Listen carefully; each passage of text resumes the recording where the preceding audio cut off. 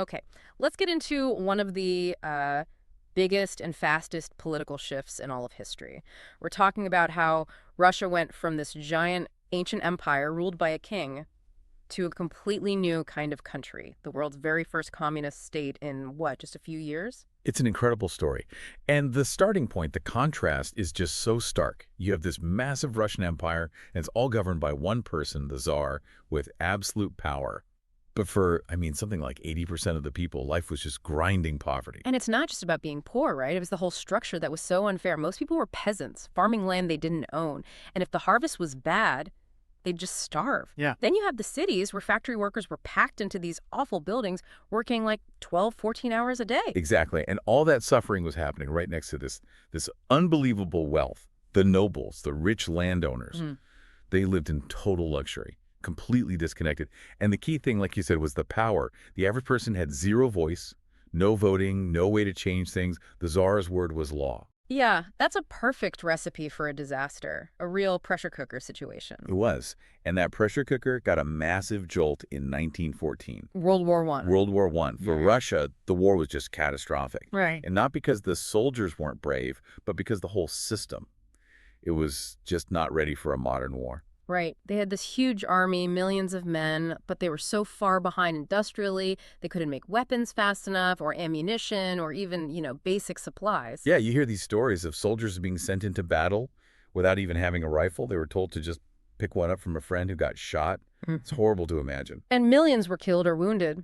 But the war wasn't just destroying the army, it was destroying things back home, too. You pull all those farmers from the fields. And food production just collapses. Right, so what happens to prices? They skyrocket. The cost of bread, of fuel, it went up like 500% in some cities.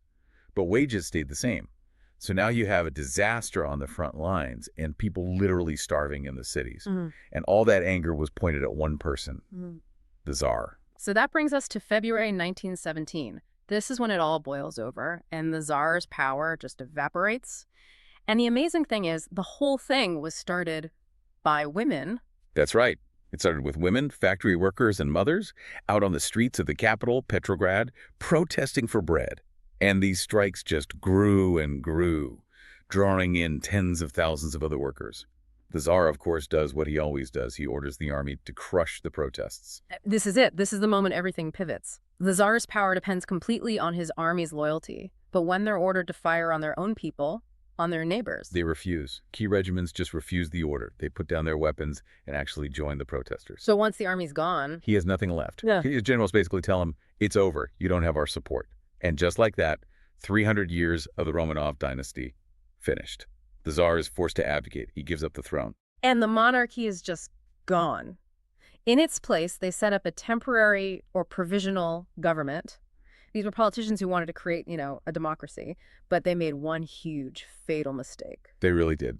They insisted on continuing the war. They felt they had to for their allies. But the country was exhausted. And that decision created a power vacuum. A vacuum that another group was ready to jump right into, the Bolsheviks. Exactly. So let's talk about them. Who are the Bolsheviks? What was their message that was so appealing? The Bolsheviks were radical socialists. They had no interest in a slow, gradual democracy. They wanted the workers and the peasants to take control of the country directly, Yeah. immediately. And their real genius was in their messaging. It was so simple and powerful. Peace, bread, and land. Yes. You really can't overstate how powerful those three words were in 1917. Peace, an immediate end to the war that was killing everyone. Bread, an end to the starvation in the cities. And land, the promise that peasants would finally own the land they'd been working on for centuries. It was a perfect message. And they built their power base not through normal elections, but by taking over these local councils that were popping up everywhere, the Soviets. Right. A Soviet was just a council of representatives, soldiers, workers, peasants, and they were becoming sort of a parallel government. They had real local power. So while the Provisional Government was in the fancy buildings, the Bolsheviks were taking over the Soviets, especially the big one in Petrograd.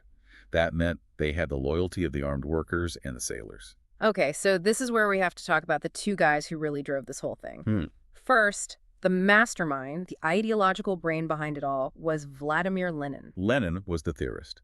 He took the big ideas of Karl Marx and Georgi.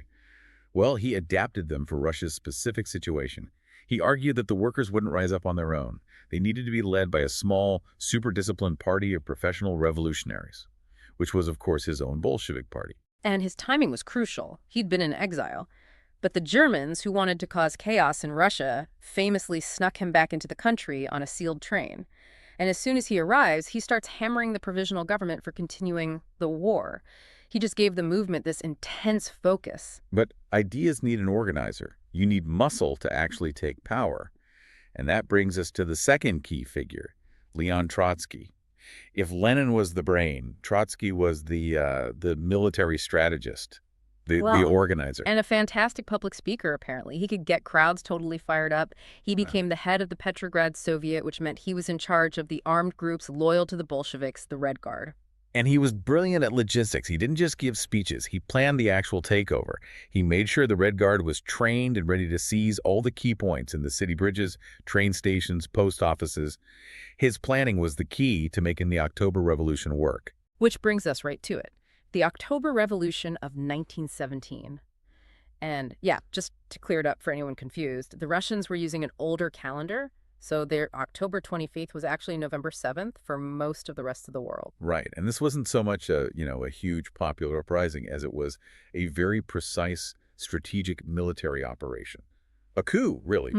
The Bolsheviks decided the moment was perfect because the provisional government had lost all its support. So overnight, Trotsky's Red Guard just moves. They quietly take over all the important spots, the communications, the railways, the power stations, and in most places, they did it without even firing a shot. The last step was the Winter Palace, where the provisional government was based. And again, there was almost no resistance. The Red Guard surrounded it, a few shots were fired, and they just walked in and arrested the government leaders. The Bolsheviks declared they were in charge. It was stunningly fast. But, taking power is one thing. Keeping it is something else. They had to deliver on those peace bread and land promises, and fast. So what were their very first moves? The absolute first move was the decree on peace. Russia just announced, unilaterally, we're done fighting in World War I. That instantly won them huge support from the millions of exhausted soldiers. And then the decree on land? Yes, this was just as huge. They basically abolished all private land ownership, all the land that belonged to the rich nobles, the church, the Tsar. It was all taken by the state, and it was handed over to the peasant Soviets to be divided up among the farming families. They finally owned the land they worked. So they secured that popular support, at least for the moment. But that peace? That came with a really high price, didn't it? Staggering price. To actually get a final peace treaty with Germany, the Bolsheviks had to sign the Treaty of Brest-Litovsk in March 1918, and the terms were just brutal. What did they have to give up? A huge chunk of their western territory, areas that are now countries like Ukraine, Poland, the Baltic states. They lost about a third of their population, half of their industry, and a ton of their best farmland and coal mines. That must have been seen as a total humiliation. It was. But Lenin's argument was, look, we have to do this to save the revolution itself. He needed to buy time to fight his enemies at home. And he had a lot of enemies at home. The revolution was far from over. Not even close. Everyone who opposed the Bolsheviks, the monarchists, the Democrats, other socialists, they all banded together. And a massive, incredibly brutal civil war broke out. It was the Bolshevik Red Army versus this collection of opponents called the White Army. And this wasn't just a Russian fight, right? Foreign countries got involved. Oh, absolutely. The United States, Britain, France, they all sent troops and weapons to help the White Army. They were terrified that communism would spread, and they wanted to stamp it out. So this war, which lasted from 1918 to 1922, was just devastating. Millions died. Millions, not just from the fighting, but from the famine and the disease that came with it. The entire country was torn apart. So how did the Bolsheviks manage to win? Two main reasons. First, the White Army was a mess. They were all fighting for different things and weren't unified. And second, organization. And that brings us back to Trotsky. He took the Red Guard and what was left of the old army and forged them into a disciplined, effective fighting force, the Red Army. He was a logistical genius running the war from an armored train, right? Exactly. He traveled all over the country directing battles, delivering supplies, enforcing discipline. He was ruthless, but he held the army together, and that's ultimately why they won. So by 1922, the war is over. The Bolsheviks have won. And they don't just win a war, they create a brand new country out of the ashes of the old empire. They do. They established the Union of Soviet Socialist Republics, the USSR. And with that victory came the total centralization of power. The Bolshevik Party renamed itself the Communist Party, and they made it the only legal party. All opposition was eliminated. The capital was moved from Petrograd to Moscow. And when you say complete state control, what does that mean in real terms? It means the government took over everything. All the factories, all the banks, all the farms, the free market was gone. The USSR was now officially the world's first country built on this centralized communist model. It's just the scale of the change is hard to wrap your head around. It completely ended centuries of rule by the czars, wiped out an entire social class, and created something totally new. And it didn't just change Russia.